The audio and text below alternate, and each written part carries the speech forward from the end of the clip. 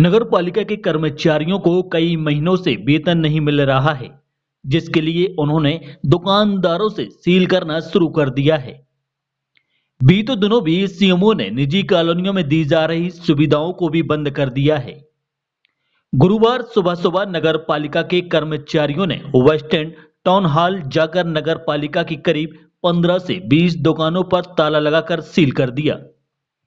बताया गया कि कुछ दुकानदारों का 50,000 से अधिक का किराया बकाया था, जिस कारण उन्हें चिन्हित कर सील किया गया। बता दें कि बीते दिनों नगर पालिका सीएमओ ने शहर की दर्जनों निजी कॉलोनियों में नगर पालिका के माध्यम से दी जा रही सुविधाओं को बंद कर दिया। बताया गया कि नगर पालिका दमों की वित्तीय स्थिति ठीक नहीं है। करीब 2 महीनों से कर्मचारियों को वेतन नहीं दिया जा रहा है। बताया गया कि नगरपालिका दमोह की वित्तीय स्थिति ठीक नहीं है। करीब 2 महीनों से कर्मचारियों का वेतन नहीं दिया जा रहा है और 3 सालों से एनपीएस और जीपीएफ बकाया है। साथ ही वाहनों में उपयोग हुए डीजल बिल भी कई महीनों से नहीं दिया गया, जिस कारण उन्हें मिल रही सुविधाओं को बंद कर दिया गया। जबकि नगरपालिका में भ्रष्टाचार लगातार जारी है। कलेक्टर को मिली शिकायतों की जांच के लिए गठित जांच दल ने आउटसोर्स कर्मचारियों से संबंधित अनियमितताओं की जांच की।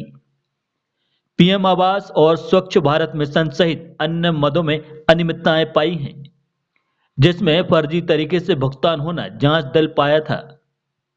कलेक्टर ने संबंधितों पर एफआईआर तक दर्ज करने का आदेश दिया है, फिर भी जिम्मेदार अपनी जिम्मेदारी को भूल गए, जिसका नतीजा ये निकला कि आज कर्मचारियों को वेतन के लाले पड़े हैं। जी, यहाँ पे 5 दुकान हैं लगभग, जिनका काफ़ी टाइम से किराया जमा नहीं हुआ है। तो हमारे सीएमओ साहब ने आदेश दिया है कि उनको सील कर दिया जाए। कितनी यहाँ पे 5 दुकानें हैं चिन्हित, जिनका ज़्यादा किराया बकाया है। बाकी फिर टाउन हॉल में है दुकान।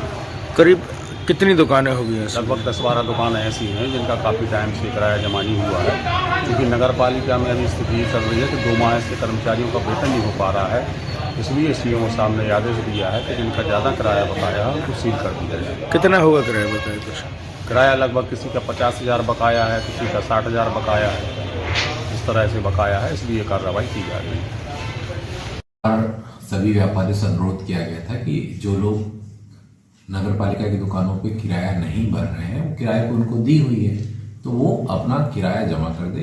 सालों से उन लोगों ने जमा नहीं किया है, बार बार अनुरोध के बाद, सूचना देने के बाद में, लिखित में, तब भी जमा नहीं किया।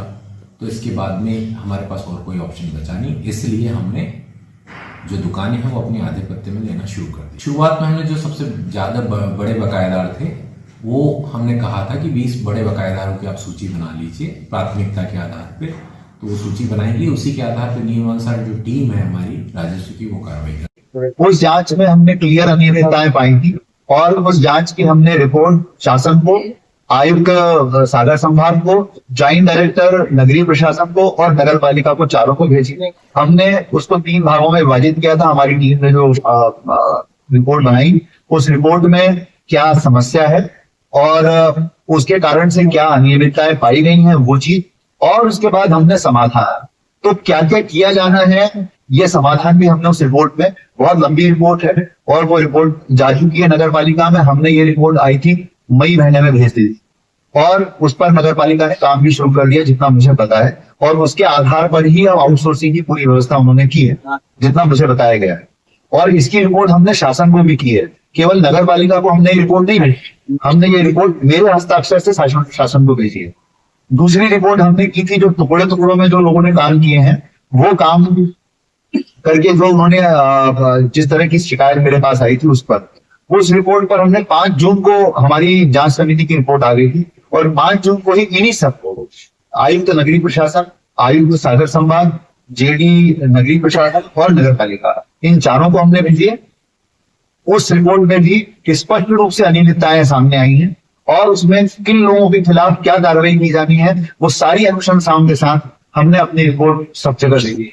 और मैं जब भी कोई अनुशंसा भेजता हूँ, स्पष्ट अनुशंसा भेजता हूँ, मेरे इसमें बिल्कुल क्लियर कट लिखा हुआ है कि किन पर क्या कार्रवाई की जाए। अब जो कार्रवाइयां उसमें की जानी है, उसकी अधिकारिता मुझे नहीं, वो शासन स्तर से होगी, तो शासन स्तर से जब भी कार्रवाई होगी वो आप सबको पता चल जाएगी। लेकिन जो आगे से ऐसी घटनाएं ना हो उसके लिए हमने हमारे ट्रेजरी ऑफिसर और हमारे फाइनेंस के ऑफिसर्स ने बहुत क्लियर कट प्रोटोकॉल बना करके नगर पालिका को भेजा है कि यह प्रोटोकॉल आपको आगे से कोई भी फाइनेंशियल सैंक्शन का फॉलो करना है। और मुझे विश्वास है कि नगर पालिका वो कर रही होगी। यदि वो नहीं कर रही है और हमारे पास कोई नई शिकायत आती है हम उस पर भी संज्ञान लेकर के कार्रवाई करेंगे।